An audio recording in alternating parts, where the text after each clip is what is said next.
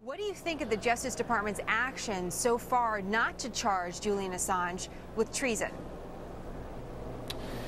I don't understand why that hasn't happened yet. I mean, we can go back to the earlier dump of classified documents, mostly related to the war in Iraq and Afghanistan that occurred in July.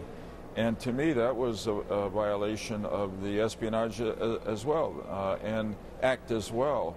Certainly now, I think it's time to for the Justice Department. I'm not there. I understand every Attorney General has to make a judgment call, but I'm a former state Attorney General. It sure looks to me on the facts that Mr. Assange and WikiLeaks have violated America's Espionage Act with great negative consequences for us.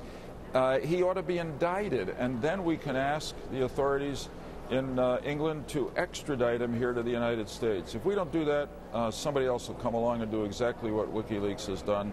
And that'll hurt America even. Organizations like the New York Times have published his information, which you're classifying as state secrets. So are other media outlets that have posted what WikiLeaks has put out there also culpable in this and could be charged with something?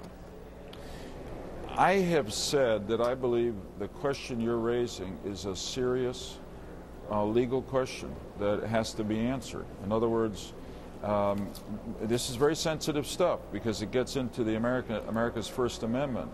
But if you go from the initial crime, Private Manning charged with a crime of stealing these classified documents, he gives them to WikiLeaks.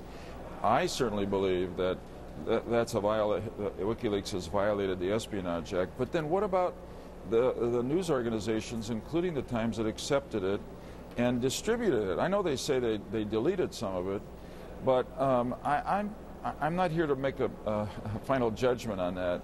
But to me, New York Times has committed at least an act of bad citizenship.